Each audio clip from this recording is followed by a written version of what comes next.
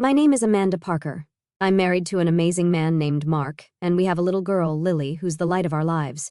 But back when I was 18, things weren't so picture perfect. I had just graduated high school, and it should have been one of the happiest days of my life. Instead, that day ended up being the moment everything fell apart with my stepmom, Sandra, and my brother, Ian. It was right after the graduation ceremony. I was still wearing my cap and gown when Sandra pulled me aside with that fake tight smile she always had when she was about to deliver bad news. "Amanda," she said, almost sweetly, "I need you to know that the college fund your dad left behind won't be yours after all." Just like that, with no explanation or empathy, she dropped it like it was no big deal. I froze, staring at her, trying to process. "What do you mean?" I asked. My dad had told me about that fund himself. He'd set it up for me when I was a kid. Sandra didn't even flinch. She just shrugged like she was discussing the weather. "Well, Ian and I talked about it, and we think it would be better if the money went towards something more practical. Ian has a plan for it, and honestly, Amanda, you've always been more of a dreamer. College might not be the best fit for you." I couldn't believe what I was hearing. Ian had always been the golden child, and Sandra treated him like he could do no wrong, but this was next level. That money was for me. "Dad wanted me to go to college," I said, my voice shaking. Ian came over, clearly eavesdropping, and of course, he chimed in. "Amanda, calm down. You know I'll make good use of it. I'm planning to invest it, start a business. Dad would have wanted us to be smart about it. Besides, you can just take out loans like everyone else if college means that much to you." He said it so casually, like I should just roll over and accept it. My hands were trembling and my heart was pounding in my chest. "You can't just take what's mine." "That's stealing!" I yelled. Sandra looked around, clearly embarrassed that I was making a scene, and hissed, "Lower your voice, Amanda. This is family business, and you're being dramatic." I wanted to scream, but instead I just walked away. The whole graduation day turned into a blur after that. I remember sitting in my room that night, staring at the ceiling, wondering how everything had gone so wrong. My dad had passed away the year before, and he'd always been my rock. Without him, I felt like Sandra and Ian had all the power, and I was completely alone. The next day, I tried to bring it up again, hoping Sandra might reconsider. She just rolled her eyes and said, "Amanda, you're an adult now. It's time to grow up and figure things out for yourself. That money is being used for the family, which includes Ian." When I told Mark about it later, he was my boyfriend at the time, he was furious. "They can't do that to you. That fund was meant for your future." But legally, I didn't know what I could do. The account was in Sandra's name, and without my dad, I had no one to fight for me.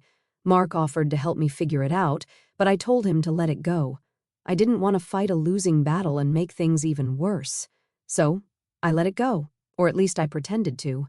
Deep down, I made a promise to myself I'd prove them wrong. I'd show them I could succeed without their help. The next few years were tough, to say the least. I worked multiple part-time jobs just to scrape by while taking classes at a community college.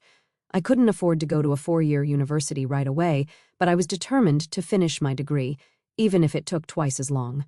Meanwhile, Ian was living it up.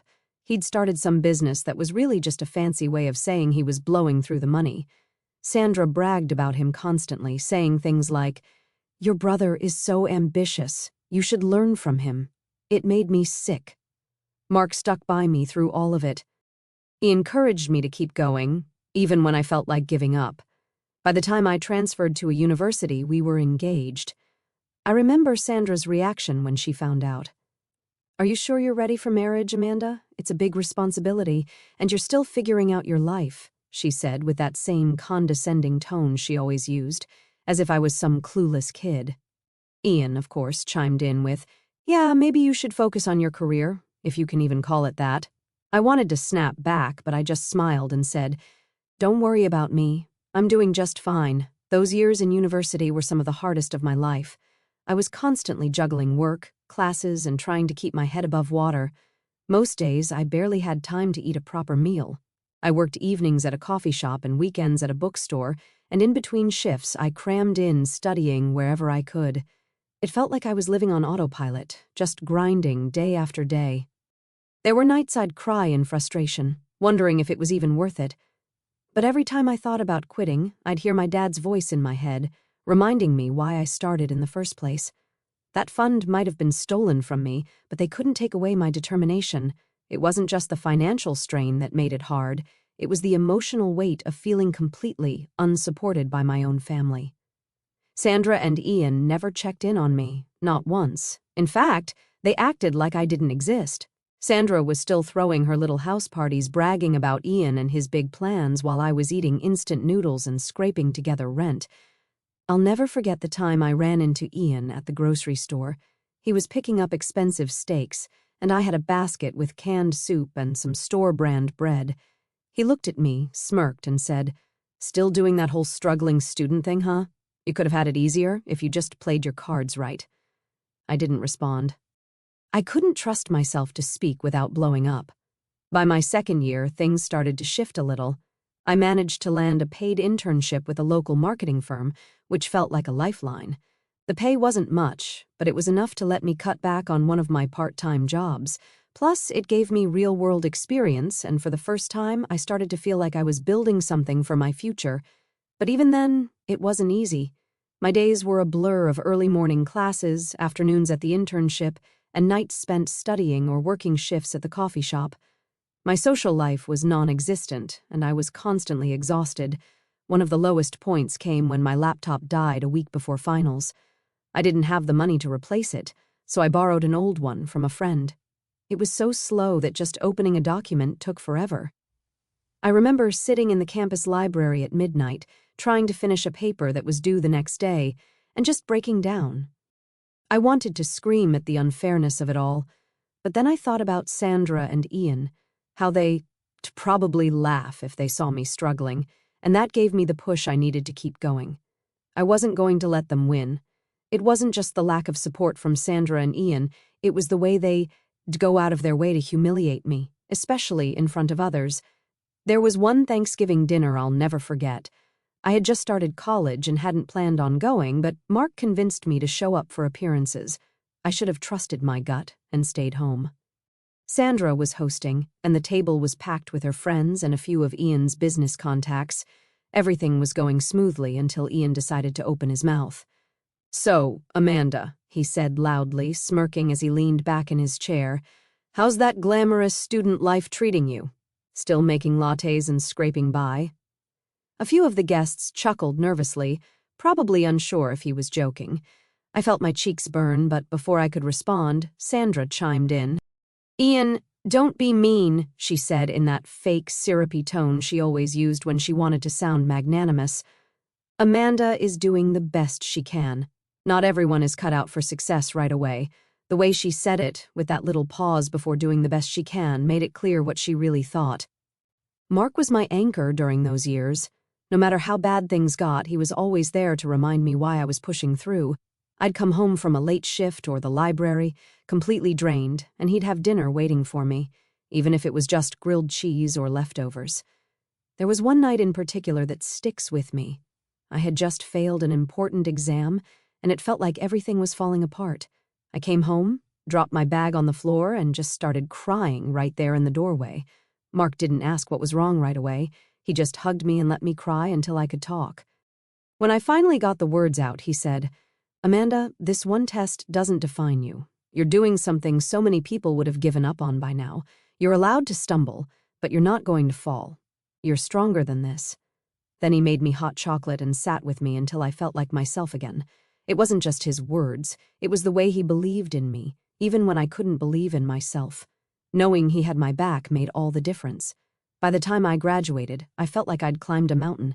It wasn't just the degree itself, it was everything it represented. I'd made it despite all the obstacles, despite Sandra and Ian's complete lack of support. I didn't invite them to the ceremony.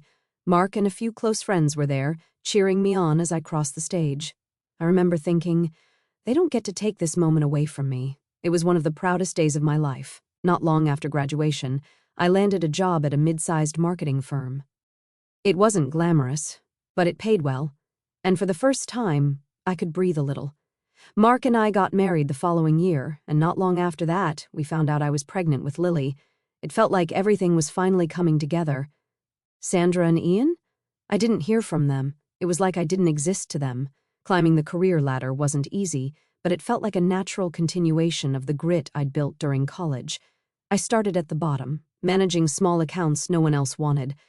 I worked hard, stayed late, and took on projects that weren't even in my job description. Slowly, people started to notice.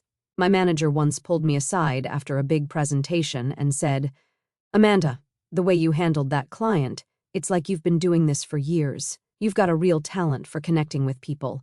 It meant the world to me, but it also stung in a strange way. Hearing praise from colleagues and managers, people who barely knew me, only highlighted how little I ever got from my own family. I'd sit in meetings where my boss would brag about my work ethic, or I'd overhear coworkers saying things like, "Amanda's a star, she's going places," and part of me felt empty. I kept thinking, why couldn't Ian have said something like that? Why couldn't Sandra have seen my worth? Instead, all I ever got from them were backhanded comments or outright dismissal. It was a hollow kind of sadness, knowing the approval I'd craved as a teenager would never come from them. My life kept moving forward, and with every step, I felt like I was finally building something solid. After a few years at the firm, I landed a promotion to account manager, overseeing a team of my own. It felt surreal. Just a few years ago, I was struggling to pay for groceries, and now I was sitting in meetings with executives, presenting strategies I had developed. Mark was my biggest cheerleader through it all. When I got the promotion, he surprised me with a little dinner party at home, just us and a few close friends. "You've earned this," he said, raising his glass to toast me. "No one deserves it more." Around the same time, we welcomed Lily into the world. The moment I held her for the first time, everything else faded away.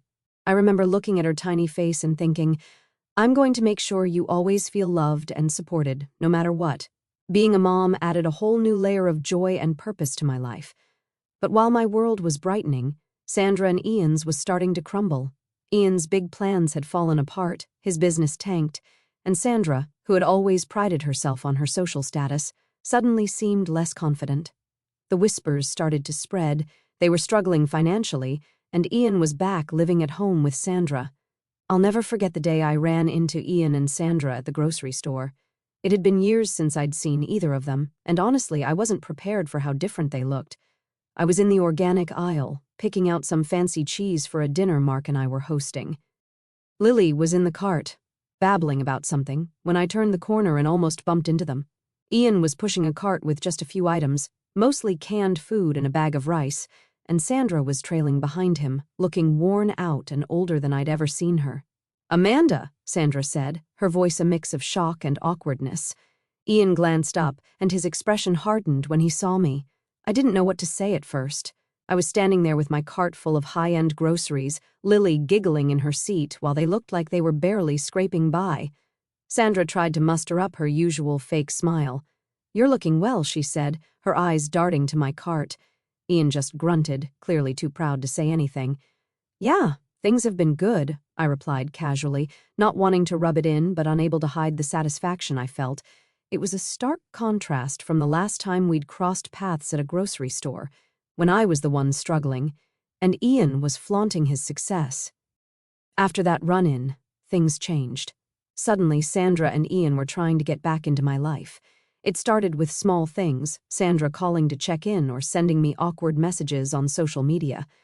"Hi, Amanda, just wanted to see how you're doing. It's been so long." She never outright mentioned our encounter at the grocery store, but the timing was too obvious to ignore.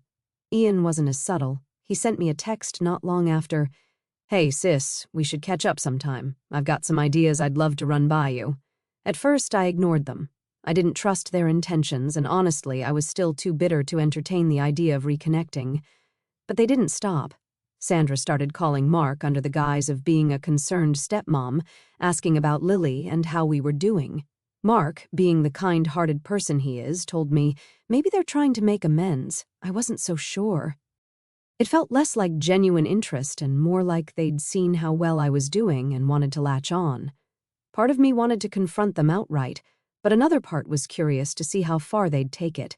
It was a quiet Saturday afternoon when I pulled into the driveway and saw Ian and Sandra standing in front of my house. At first, I thought I was imagining things. They looked out of place, like characters in the wrong scene of a movie. Sandra was clutching her purse tightly, her face tense, while Ian stood with his hands in his pockets, looking everywhere but at me. Mark and Lily were at the zoo with his parents, so it was just me. I couldn't go with them because I had to finish some things at the office for an important meeting I was going to have on Monday. I sighed, already bracing myself for whatever this was as I stepped out of the car. Sandra's face lit up with that overly rehearsed smile I knew too well. "Amanda, what a coincidence!" she said, as if they hadn't been waiting there on purpose. Ian gave me a stiff nod, still avoiding eye contact. "What are you doing here?" I asked bluntly, not in the mood for pleasantries. Sandra waved a hand dismissively, like my question didn't matter. "Oh, we just thought we'd drop by to catch up. It's been too long, don't you think?" I stayed quiet. Sandra plastered on her rehearsed smile, the one she used to soften bad news or manipulate people into doing what she wanted. "Amanda, sweetheart, we've been thinking about how proud your dad would be of you. You've done so well for yourself. Look at this beautiful house. You've really built something amazing." I stayed silent, my arms crossed. I wasn't falling for her flattery. After a moment of awkward silence, Ian cleared his throat and finally looked at me.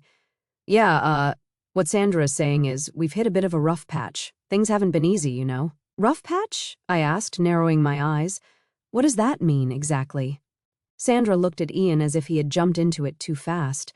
"Oh, it's nothing too serious, just some financial hiccups." Ian's business didn't quite work out the way we hoped, and, well, I've had some medical bills come up recently. We're just, how do I put this, a little strapped for cash at the moment. And, I pressed, already sensing where this was going. Ian shifted uncomfortably. "And we thought maybe you could help us out, just a little something to help us get back on our feet." "Help you out?" I repeated, incredulous. "You're asking me for money?" Sandra gave an exaggerated sigh, her fake smile dropping. "Amanda, you make it sound so harsh. It's not like we're asking for charity, just a loan. You're doing so well, and it's clear you can afford it. We wouldn't even be asking if it wasn't really necessary." "Necessary?" I echoed, feeling the heat rising in my chest. "You mean like how it was necessary to steal my college fund? Or to tell me I'd never amount to anything? Is this one of those necessities?" Ian's jaw tightened. "That's not fair, Amanda. We did what we thought was best at the time." I let out a sharp laugh. "Best for who, Ian? For you? For Sandra? Certainly not for me." Sandra put a hand to her chest, like I'd slapped her. "Amanda, that's ancient history. Can't we just move past that? We're here now, trying to make amends. Doesn't family mean anything to you?" "Family?" I shot back, my voice rising. "You mean the same family that left me to fend for myself? That made fun of me for struggling through college? That never lifted a finger to help me? You've got some nerve showing up here and throwing the word family around." Ian's face turned red, and his calm facade started to crack. "You're not being reasonable. You've got everything now, a house, a husband, a great job. We're just asking for a little help. You owe us that much." "Owe you," I snapped. "I owe you nothing. Everything I have, I built on my own, with no thanks to either of you. And now you think you can just waltz in here and guilt me into giving you money? Not a chance." Sandra's mask of politeness finally slipped. "I can't believe this," she hissed. "After everything we've done for you." "Done for me?" I interrupted, laughing bitterly. "What exactly have you done for me besides making my life harder at every turn?" Ian lost his temper completely.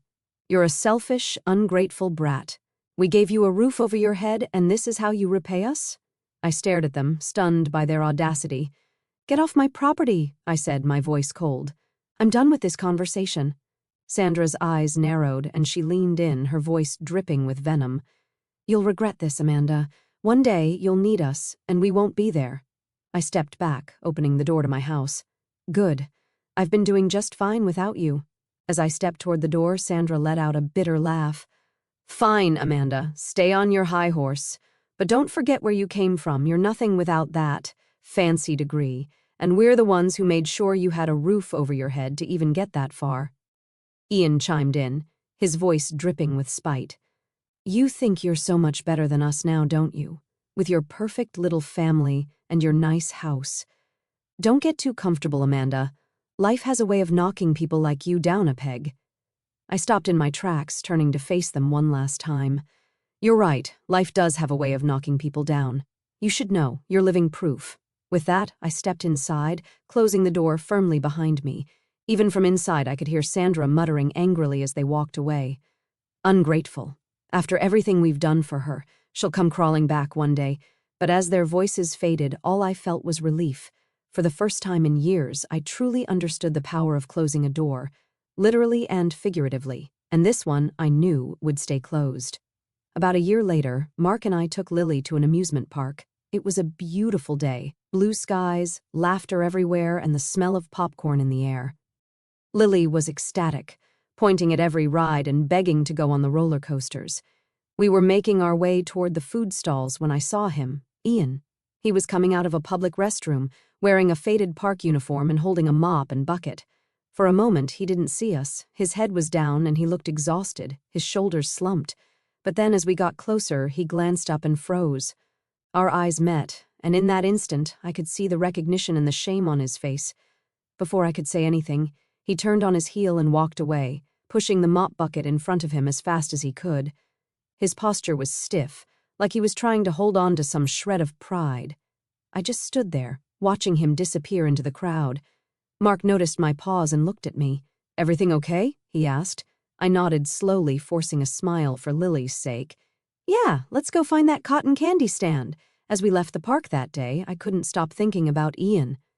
Seeing him like that, avoiding me, ashamed, brought back a flood of memories. The insults, the dismissive comments, the years of being treated like I was less than nothing, and Sandra always there to back him up, to twist the knife a little deeper.